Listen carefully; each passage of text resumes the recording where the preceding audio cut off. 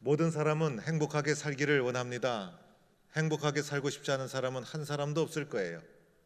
어떻게 하면 나도 잘할 수 있을까? 어떻게 하면 보다 행복한 삶을 살아갈 수 있을까? 모든 사람은 이러한 마음을 가지고 살아가고 있습니다. 더하여 믿음이 있는 사람들은 어떻게 하면 나도 믿음 생활 잘할 수 있을까?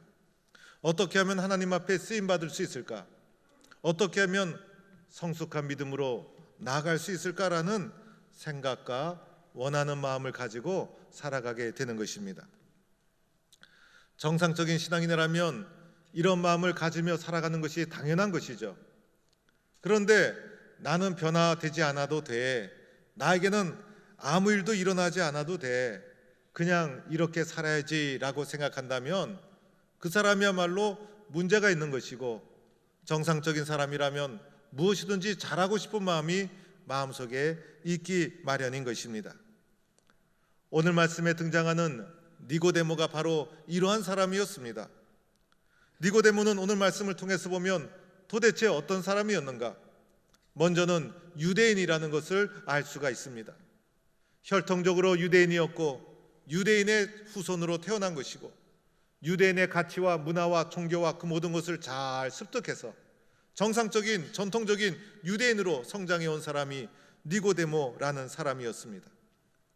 또한 니고데모는 바리새인이었다라고 말씀합니다. 과거에는 글씨를 모르는 문맹자들이 많이 있었습니다. 그런데 니고데모는 글씨를 알았을 뿐 아니라 율법에 관심이 있어서 율법을 읽고 묵상하고 순종하는 율법에 충실한 바리새인이었다는 것입니다.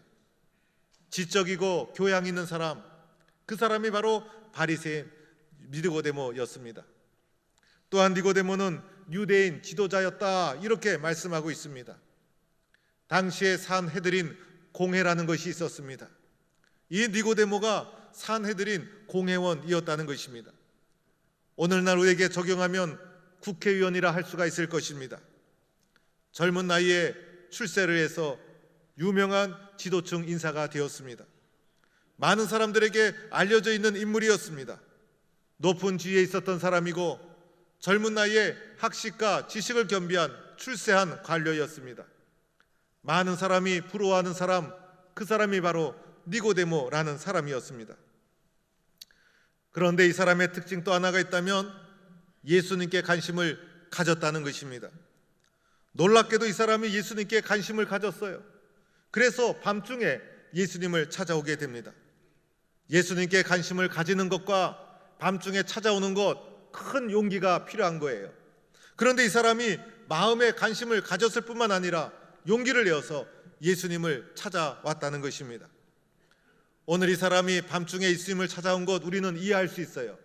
왜냐하면 이 사람은 널리 알려진 유명한 지도층 관료였고 예수님은 길거리에서 전도하는 보잘것없는 젊은 전도자였기 때문이었어요. 대낮에 예수님께 찾아온다면 금방 소문이 날 것이고 이것은 매우 부담이 되는 일이었던 것입니다. 그래서 이 사람이 한밤중에 은밀하게 예수님을 찾아온 거예요. 은밀하게 한밤중에 찾아온 것만 해도 대단한 일이다. 우리는 이 사람을 인정해 주어야 합니다. 그런데 더 놀라운 것은 이 사람이 찾아와서 예수님께 말한 것을 보면 더 놀라게 됩니다. 오늘 이 사람이 예수님께 와서 뭐라고 말합니까?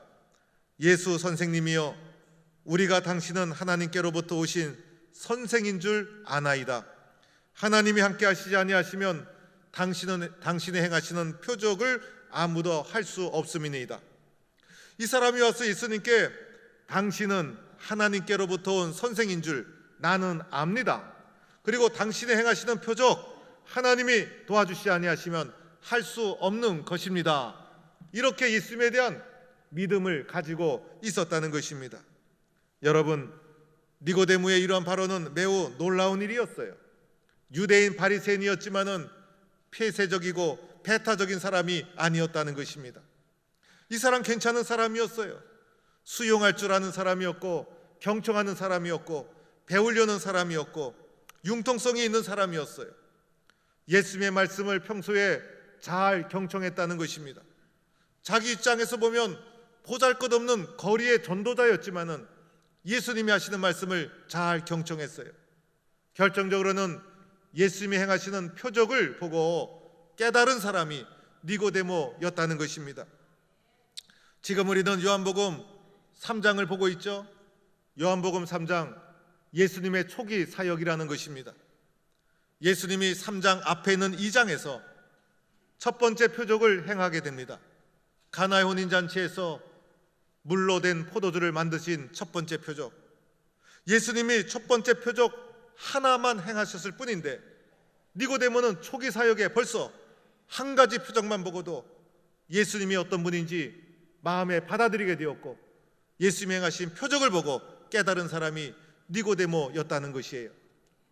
우리들은 수없이 보고 수없이 들어도 믿음이 생기는 것이 얼마나 어려워요. 얼마나 많이 들었어요.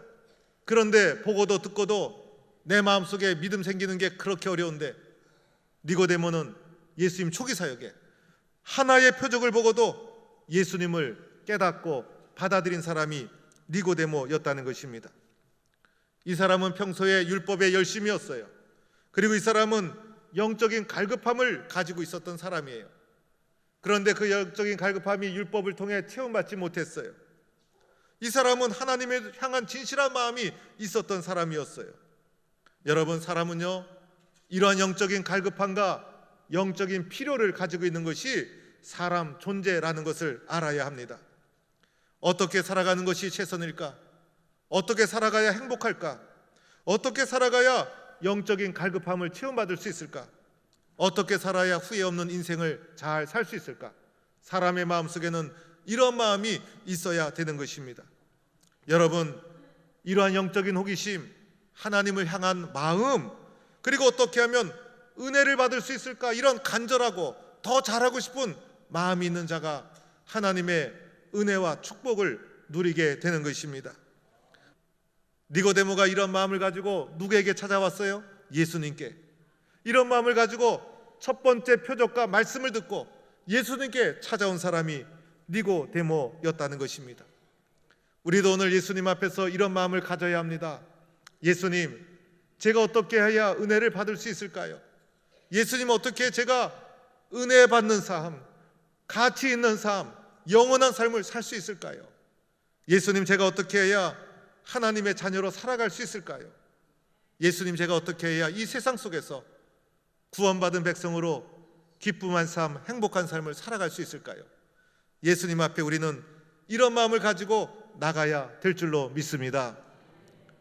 그런데 예수님이 이런 마음을 가지고 찾아온 니고데모에게 뭐라고 말씀하십니까? 분명하고 선명하게 하나님 나라 백성이 되는 과정을 설명해 주시죠. 어떻게 하면 하나님 나라 백성이 될 수 있을까? 오늘 말씀 3절에 예수님께서 이렇게 말씀하십니다. 내가 진실로 진실로 내게 이르노니 사람이 거듭나지 아니하면 하나님 나라를 볼 수 없느니라. 한마디로 말하면 거듭나야 한다는 거예요. 그런데 진실로 진실로 두 번이나 강조하면서 반복하죠. 너무나 중요하다는 거예요. 확신의 참 말씀으로 예수님이 분명하게 선포하고 있는 거예요.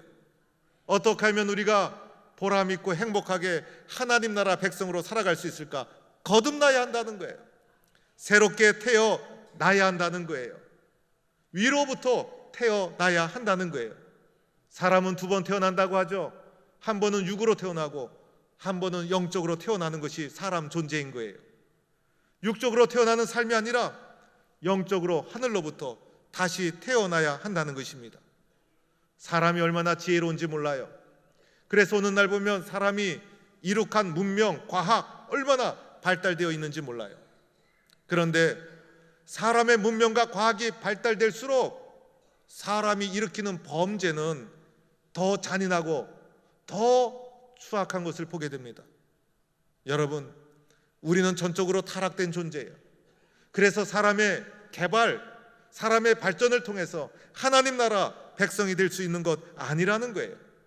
뭔가 좀가 바꿔서 개선해서 하나님 자녀가 될 수 있는 것이 아니라는 거예요. 어머니 뱃속에 다시 들어갔다가 나올 수 있는 것도 아니죠. 사람이 얼마나 악한 존재예요. 사람만큼 이기적인 존재 있습니까? 자기밖에 모르고 자기 욕심만 채우려고 그러고 나 중심으로 행동하고 자기 잘못은 모르고 남의 잘못은 잘도 지적하죠. 그리고 모든 것이 나 중심. 그래서 전적으로 타락한 존재, 완전히 타락한 존재가 바로 사람이라는 거예요. 그래서 우리들은 나를 개량하고 발전시키고 그러는 것이 아니에요. 전적으로 새롭게 태어나야 된다는 거예요. 완전히 바뀌지 않으면 안 된다는 거예요. 그것을 거듭난다 이렇게 표현하고 있는 것이에요. 거듭난 사람에게 하나님 나라가 보이는 것이죠. 하나님 나라가 있어도요, 눈이 감겨져 있으면 보이지 않는 거예요. 하나님 나라가 있어도 딴 데 보고 있으면 볼 수가 없는 거예요.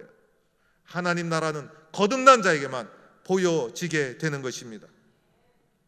그런데 중요한 것이 있죠. 어떻게 거듭나야 되는가? 어떻게 거듭날 수 있는가? 거듭나야 하나님 나라 볼 수 있다고 했는데 그러면 어떻게 거듭나야 되는가? 오늘 말씀 예수님께서 거듭나는 길을 우리에게 제시해 주세요. 그것이 오늘 5절 말씀에 있어요, 여러분. 5절 말씀을 우리 다 같이 한번 한 목소리로 거듭나는 길이 5절 말씀에 기록되어 있어요. 5절 말씀을 다 같이 한 목소리로 한번 읽어보도록 하겠습니다. 시작. 예수께서 대답하시되 진실로 진실로 내게 이르노니 사람이 물과 성령으로 나지 아니하면 하나님 나라에 들어갈 수 없느니라. 할렐루야. 어떻게 하라 그랬어요? 물과 성령으로. 한번 따라해 주세요. 물과 성령으로. 물과 성령으로 거듭나지 않으면 하나님 나라 백성이 될 수 없다는 거예요. 그러면 여기서 물이라는 것이 뭘까를 한번 생각해 봐야 돼요. 물은요, 세례를 가리키는 거예요. 물 세례를 가리키고 있는 거예요. 물 세례는 초대교회 공동체에 너무 소중한 것이었어요. 초대교회 공동체는 구원받은 하나님의 백성. 그래서 이 공동체의 일원이 되는 것은 세례를 통해 일원이 되는 거예요. 세례의 과정에서 나의 죄를 고백하고 예수를 그리스도로 영접하고 하나님의 자녀가 되는 절차가 세례에 있었던 거예요. 그래서 세례를 통해서 교회 공동체의 구성원이 되었던 거예요. 세례 중요하죠, 여러분. 우리 성도들 가운데 세례 받지 않고 그냥 교회 생활 하시는 분들이 있어요. 세례 받아야 돼요. 나는 안 받아도 돼. 이것도 교만이에요. 세례 과정을 통해서 순종하고 훈련받고 그리고 세례를 통해서 나의 죄를 고백하고 또 예수 그리스도를 영접하는 과정을 거쳐야 되는 거예요. 세례가 중요한 거예요.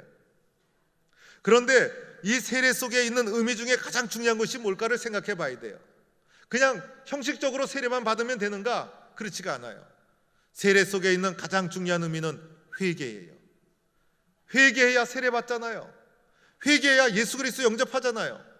세례 과정 속에서 하나님이 나에게 주시는 은혜가 있을 거예요. 그러나 세례 받는 내가 해야 될 가장 소중한 것은 하나님 앞에 회개하는 거예요. 회개 없는 세례 의미가 없다는 거예요. 세례 요한이 베푼 것 회개 세례, 예수님이 받은 세례도 회개 세례. 그래서 세례 속에 가장 중요한 의미는 회개라는 거예요. 회개하지 않으면 안 된다는 거예요. 그래서 예수 그리스도 이름으로 세례를 받을 때 내가 해야 될 가장 소중한 것은 회개라는 거예요. 나는 예수님 앞에서 회개했는가? 나는 예수님 앞에 회개했는가? 나는 예수를 그리스도로 받아들이는 과정 속에 회개의 과정을 철저하게 거쳤는가? 예수님을 생각하면 끊임없이 내 속에서 회개의 눈물이 마르지 않아야 되는 거예요. 회개가 중요하죠, 여러분. 예수님 믿는 사람은 회개 과정을 거쳐야 되는 거예요. 나는 얼마나 욕심 많은 사람인가? 나만큼 악한 사람이 어디 있는가? 나는 얼마나 교만한 사람인가? 얼마나 이기적인 사람인가? 예수님 앞에서 나를 돌아볼 때 회개가 끊임없이 줄줄 나올 수 있어야 되는 거예요. 그 사람이 하나님 나라의 백성이 될 수 있는 거예요. 회개할 것이 없다 생각하는 사람 있죠? 분명히 이기적인 사람일 거예요. 나는 회개할 것이 없을 정도로 법도 꼭 지키고 너무 착한 사람이다. 그런데 가슴에 손을 얹고 가만히 생각해 보면요, 그 사람이야말로 회개해야 될 사람이에요. 회개하라는 것은 감옥에 간 사람만 해당되는 것 아니죠? 감옥에 간 사람은 들킨 죄인이고 안 간 사람은 안 들킨 죄인이고, 그래서 우리 모두는 회개의 대상이 되는 것이죠. 가만히 생각해 보면 가까운 사람에게 지은 죄가 있죠. 마음으로, 말로, 행동으로 마음에 상처를 주고, 그리고 아픔을 주고, 실망을 시켜드리고, 그리고 거짓말을 하고 속이고. 그래서 가까운 사람을 생각해 보면 미안하고 용서를 구하고 싶고, 잘못한 것이 우리들 마음속에 다 있어요. 남편에게, 아내에게, 심지어 자식에게, 심지어 부모님에게. 교회 공동체를 섬기면서 성도들 간에 미안한 것은 가까운 사람에게 다 있는 거예요. 그래서 사람들에게 잘못하고 미안한 것 가만히 생각해보면 회개할 것이 있어요. 사람에게도 회개할 것이 많은데 심지어 하나님 앞에 회개할 것이 얼마나 많을까?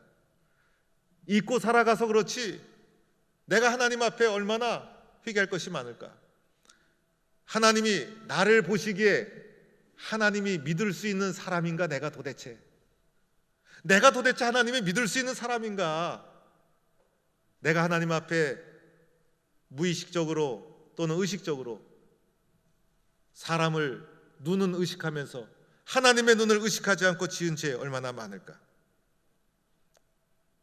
여러분, 회개한 사람이 하나님의 자녀가 되는 것이고, 회개해야 하나님과 나 사이를 가로막는 죄가 깨끗하게 해결되는 것이고, 회개해야 기쁨이 찾아오는 것이고, 회개해야 회복이 되어지는 것이고, 회개해야 용서가 되는 것이고, 회개하는 자가 위로를 받고, 회개하는 자가 행복한 삶을 살고, 회개하는 자가 축복받는 길을 걸어가게 됩니다. 오늘 예수님 말씀하시기를 거듭나는 가정 속에 무엇이 있어야 된다? 물로 세례를 받고 회개하는 일이 있어야 된다. 이것이 하나님 나라 백성이 되는 첫 번째 단계이다. 회개하여 하나님의 놀라운 축복과 은혜를 누리는 성도가 될 수 있기를 축원합니다. 두 번째는요, 물과 뭐라고 했습니까? 성령으로. 그죠? 그래서 성령의 인도, 성령의 충만, 성령의 감동을 받아야 되는 것이죠. 내 힘, 내 지식, 내 능력, 내 경험으로 되는 것 아니죠. 나를 내려놓고 성령의 도와주심, 성령의 감동하심, 성령의 인도, 인간적이고 세상적인 노력으로 성취되는 것이 아니죠. 성령 앞에 나를 겸손히 내려놓고 순종해야 된다는 것이에요. 성령의 감동이 있어야 예수가 믿어지는 거예요. 성령의 감동이 있어야 예수님의 십자가가 나를 위한 십자가라고 깨달아지는 거예요. 성령의 감동이 있어야 하나님이 오늘도 나와 함께 하시는 것이 믿어지고 보여지는 거예요. 내가 하나님의 자녀라는 사실이 분명한 사실로 받아들여지는 거예요. 성령의 체험이 있어야 믿어지고 보여지고 확신하게 되는 거예요. 어떤 사람은요, 하나님 보여주면 믿겠다 이렇게 얘기해요. 그러나 거듭나지 않은 사람은요, 볼 수도 없고 들려지지도 않고 느껴지지도 않는 거예요. 그러나 성령의 감동 속에 하나님 체험하고 나면요, 너무나 분명한 사실이어서 보여줄 필요가 없어요. 동북교회가 이곳에 세워져서 설명할 필요도 없이 지나가면서 당연히 보고, 또 내 눈에 안 보여도 여러분의 집에 가 있어도 동북교회는 여기 세워졌다 이렇게 여러분이 의심하지 않고 믿듯이 성령의 체험을 하고 나면 하나님이 나와 함께 하시는구나 이렇게 분명히 믿어지고 보여지게 되는 것입니다. 물과 성령으로 거듭나라. 회개하고 성령으로 거듭나라. 교회 마당만 밟는 자가 아니라 물과 성령으로 거듭나서 하나님의 자녀로 살아가는 축복된 인생, 이런 인생을 살아가는 성도들이 될 수 있기를 바랍니다. 여러분, 교회를 섬기면서 은혜 받는 자리, 기도하는 자리, 그리고 하나님 말씀을 듣는 자리, 이런 자리는 여러분이 포기하지 말아야 돼요. 적극적으로 나서서 또다시 무릎 꿇고 또다시 기도하고 또다시 사모하고, 그래야 내가 신앙이 성장하고 믿음의 뿌리가 내려지고 거듭난 감격과 기쁨을 가지고 살아가게 되는 거예요. 내 삶의 원천은 어디에서 나오는 거예요? 하나님과의 관계 속에서 나오는 거예요. 어느 목사님, 유명한 교수님이 쓰신 글에서 제가 보았던 것입니다. 이분이 자기가 거듭난 경험을 고백한 글이었어요. 중학교 시절에 교회당 처음 나갔다는 거예요. 친구가 교회 나가면 여자친구 사귄다 이래서 따라 나갔다는 거예요. 그러다가 여름이 되어가지고 여름 수양회를 따라갔다는 거예요. 강화도에 있는 바닷가에 수양회를 갔는데 가가지고 수양회를 은혜스럽게 잘 진행하다가 마지막 날 밤, 수양회 마지막 날 밤은 또 기도 뜨겁게 하고 결신을 시키려고 막 그렇게 집회를 진행하게 됩니다. 마지막 날 전도사님이 말씀을 전하는데 그날따라 전도사님이 전하는 말씀이 자기 마음에 팍팍 꽂히고 설교 시간에 그렇게 잘 졸던 자기가 졸리지도 않고 눈이 초롱초롱하게 귀가 확 열리고 말씀이 마음판에 다 꽂히더라는 것입니다. 말씀이 끝나고 기도 시간이 되었는데 이상하게 기도가 나오지 않더래요. 앞에서 인도하시는 분은 막 뜨겁게 기도를 인도하려고 막 하는데 자기 마음은 차가워지더래요. 그럴 때 있죠, 여러분. 뜨겁게 기도하는 무리 속에 있는데도 기도하는 마음으로 그 뜨거운 공동체 안에 들어가지 못하고 마음이 이상하게 차가워지고 기도가 잘 안 될 때가 있어요. 그래서 이 사람이 그런 것을 느낀 거예요.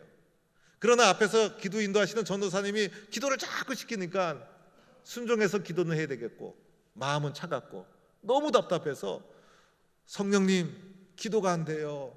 하나님 무슨 기도를 해야 되나요? 어떻게 기도해야 되나요? 라고 하면서 그냥 눈을 감고 기도하는 척하면서 중얼중얼거리고 안타까워하고 있었다는 거예요. 그런데 갑자기 아까 설교 시간에 전도사님이 해주신 말씀이 머리에 확 떠오르더래요. 그리고 그 말씀이 마음에 확 새겨지더래요.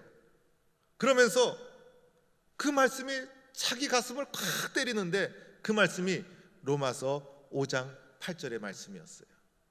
로마서 5장 8절의 말씀 우리 다 같이 한번 읽어보도록 하겠습니다.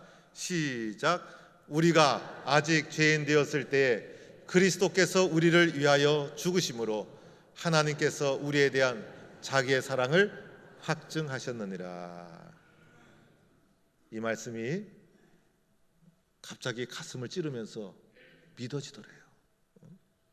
그리고 눈물이 팍 쏟아지기 시작하면서 자기가 살아오면서 짧은 삶이었지만은 잘못한 것이 필름처럼 확 분명하게 드러나더래요. 베드로도 이런 과정 거쳤죠. 바울도 이런 과정 거쳤죠. 저도 마찬가지예요. 우리에게는 다 물과 성령, 회개와 성령으로 거듭나는 과정이 필요한 거예요. 거듭난 자만이 하나님 나라를 볼 수 있다. 예수님께서 직접 해주신 말씀이죠. 이 길 외에는 길이 없다는 거예요. 이 길 외에는 방법이 없다는 거예요. 회개와 성령의 충만. 그럴 때 우리들은 어떻게 될까요? 구원받은 하나님의 자녀로 행복한 삶, 가치 있는 삶, 영원한 삶, 후회 없는 삶 살게 될 줄로 믿습니다.